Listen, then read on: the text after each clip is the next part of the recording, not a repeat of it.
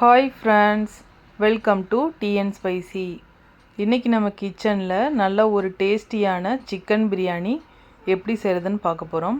இந்த சிக்கன் பிரியாணி செய்கிறது ரொம்பவே ஈஸி, ஆனால் டேஸ்ட் ரொம்பவே சூப்பராக அல்டிமேட்டாக இருக்கும். இதே மெத்தடில் ட்ரை பண்ணி பாருங்கள். சிக்கன் பிரியாணி நல்லா உதிரி உதிரியாக குழையாமல் அடிப்பிடிக்காமல் சூப்பராக பெர்ஃபெக்டாக வரும். சிக்கன் நல்லா சாஃப்டாக சூப்பராக வெந்து வந்திருக்கு. இப்போ வாங்க வீடியோக்குள்ளே போய் எப்படி செய்கிறதுன்னு பார்க்கலாம். வீடியோக்குள்ளே போகிறதுக்கு முன்னாடி நம்ம டிஎன் ஸ்பைசி சேனலை இன்னும் யாரெல்லாம் சப்ஸ்கிரைப் பண்ணாமல் பார்க்குறீங்களோ மறக்காமல் சப்ஸ்கிரைப் பண்ணிக்கோங்க. பக்கத்தில் இருக்க பெல் பட்டனில் ஆளுங்கிற ஆப்ஷனை மறக்காமல் கிளிக் பண்ணிக்கோங்க.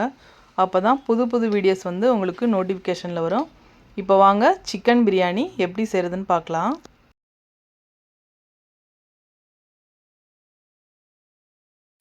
இப்போது ஒரு குக்கரில் 2 ஸ்பூன் அளவுக்கு நெய் சேர்த்துக்கலாம். நெய்க்கு பதில் நீங்கள் கடலெண்ணெய் கூட யூஸ் பண்ணிக்கலாம். இப்போது ரீஃபைண்ட் ஆயில் ஒரு 3 ஸ்பூன் அளவுக்கு சேர்த்துக்கலாம். இது கூட ஹோல் கரம் மசாலா சேர்த்துக்கோங்க. அது கூடவே முந்திரி பருப்பு ஒரு 5-6 பீஸ் சேர்த்துக்கலாம். இப்போது இது நல்லா ஃப்ரை ஆகட்டும். ஸ்டவ்வை மீடியம் ஃப்ளேமில் வச்சுக்கோங்க. இப்போது 2 பெரிய வெங்காயத்தை நீள்வாக்கில் கட் பண்ணிவிட்டு சேர்த்துக்கலாம். அது கூடவே 3 பச்சை மிளகாய் சேர்த்துக்கோங்க. உங்களோட காரத்துக்கு தகுந்த மாதிரி நீங்கள் சேர்த்துக்கோங்க. இப்போ இதை நல்லா கோல்டன் ப்ரௌன் வர வரைய நல்லா வறுத்து விட்டுக்கலாம்.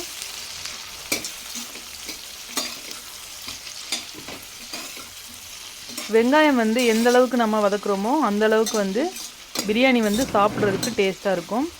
இப்போ ஒரு கைப்பிடி புதினா, ஒரு கைப்பிடி கொத்தமல்லி இலையை நல்லா கட் பண்ணிவிட்டு சேர்த்துக்கலாம். இப்போ வெங்காயத்து கூடயே இதை நல்லா வதக்கி விட்டுருங்க. இதுதான் பிரியாணிக்கு ரொம்ப டேஸ்ட் சூப்பராக இருக்கும். இப்போது நல்லா வதங்கி வந்திருக்கு பாருங்கள். இந்தளவுக்கு நல்லா வதக்கி எடுத்துக்கோங்க. இது கூடவே நீள்வாக்கில் 2 தக்காளியை கட் பண்ணிவிட்டு சேர்த்துக்கலாம். தேவையான அளவுக்கு உப்பு சேர்த்துக்கோங்க. அப்போ தான் தக்காளி நல்லா வதங்கி வரும். நாம் பிரியாணி செய்யும்போது ஒவ்வொன்றா போட்டு வதங்கினதுக்கு அப்புறமா தான் அடுத்த பொருள் சேர்க்கணும்.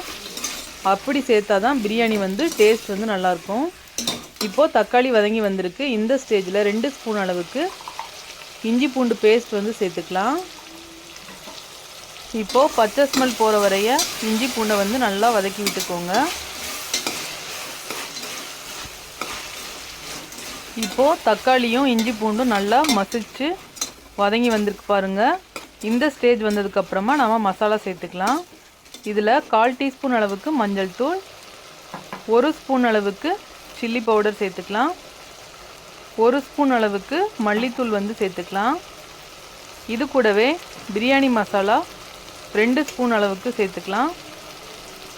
இப்போது இந்த மசாலாவோட பச்சை ஸ்மெல் போகிற வரையே நல்லா வதக்கி விட்டுக்கோங்க. நீங்கள் வீட்டில் அரைச்ச பிரியாணி பொடியாக இருந்தாலும் பரவாயில்லை, கடையில் வாங்கின பிரியாணி பொடியாக இருந்தால் கூட நீங்கள் சேர்த்துக்கலாம். இது கூடவே கெட்டியான தயிர் ஒரு 3 ஸ்பூன் அளவுக்கு நான் சேர்க்குறேன். இப்போது தயிர் சேர்த்தாச்சு. இப்போது இதோட சேர்த்துட்டு நல்லா மசாலாவோட மிக்ஸ் பண்ணி விட்டுக்கலாம். தயிர் தெரியாத அளவுக்கு நல்லா வதக்கி விட்டுக்கோங்க. அதுக்கப்புறமா ஒரு 1/2 kg அளவுக்கு சிக்கன் எடுத்து வச்சுருக்கேன். நல்லா வாஷ் பண்ணிவிட்டு சேர்த்துக்கலாம். இப்போது சிக்கன் சேர்த்துட்டு நல்லா வதக்கி விட்டுக்கோங்க. அந்த மசாலாவோட நல்லா கோட்டாகணும். உங்களுக்கு சிக்கன் பிரியாணி நல்லா டேஸ்ட்டாக வரணும்னா 1 kg ரைஸ் எடுத்திங்கன்னா 1 kg அளவு சிக்கன் சேர்த்துக்கோங்க. அப்போ தான் சிக்கன் பிரியாணி சாப்பிட்றதுக்கு நல்லாயிருக்கும். நான் 1/2 kg அளவுக்கு ரைஸ் எடுத்ததுனால 1/2 kg அளவுக்கு சிக்கன் சேர்க்குறேன். இந்த மாதிரி ஈக்குவலாக சேர்க்கும்போது நல்லா பிரியாணி இன்னும் டேஸ்ட் சூப்பராக இருக்கும். பாருங்கள், இப்போது சிக்கன் நல்லா வதங்கி வந்திருக்கு. இதை ஒரு 10லேருந்து 15 நிமிஷம் நல்லா வதக்கி விட்டுக்கலாம். பாருங்கள், இப்போது நல்லா வதங்கி வந்திருக்கு. சிக்கன் இதிலே பாதி அளவுக்கு வெந்து வந்துருச்சு. இப்போ இது கூட ஒரு 1/2 லெமனை பிழிஞ்சு விட்டுக்கலாம்.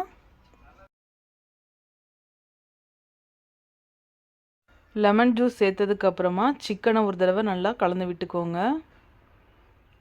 இப்போது நான் தண்ணி அளந்து எடுத்து வச்சுருக்கேன். இதை சேர்த்துக்கலாம்.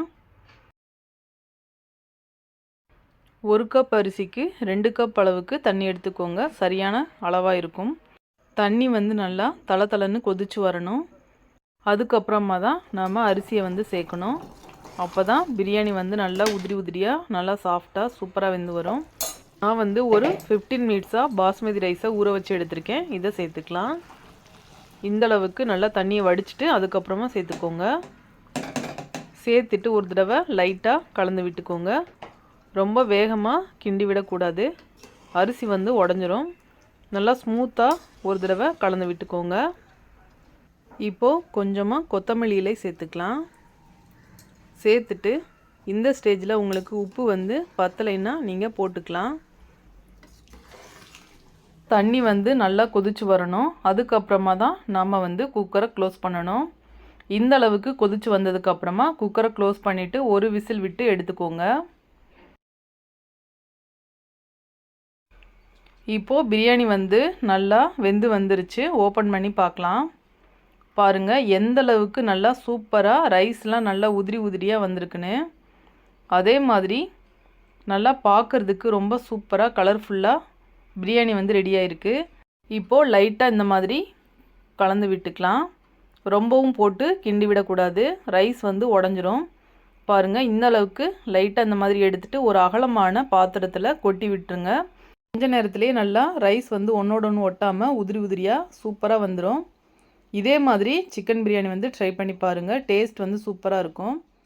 நம்ம சேனலில் சப்பாத்தி ரைஸ் கூடலாம் வச்சு சாப்பிட்ற மாதிரி முட்டை கிரேவி அப்லோட் பண்ணியிருக்கேன். அதோட லிங்க் டிஸ்கிரிப்ஷனில் இருக்குது. வேணுங்கிறவங்க மறக்காமல் போய் செக் பண்ணி பாருங்கள். உங்களுக்கு ரொம்பவே யூஸ்ஃபுல்லாக இருக்கும். இந்த வீடியோ உங்களுக்கு ரொம்பவே பிடிச்சிருக்குன்னு நினைக்கிறேன். பிடிச்சிருந்தா நம்ம டிஎன் ஸ்பைசி சேனலுக்கு மறக்காமல் கமெண்ட் பண்ணுங்கள், லைக் பண்ணி சப்ஸ்கிரைப் பண்ணிக்கோங்க.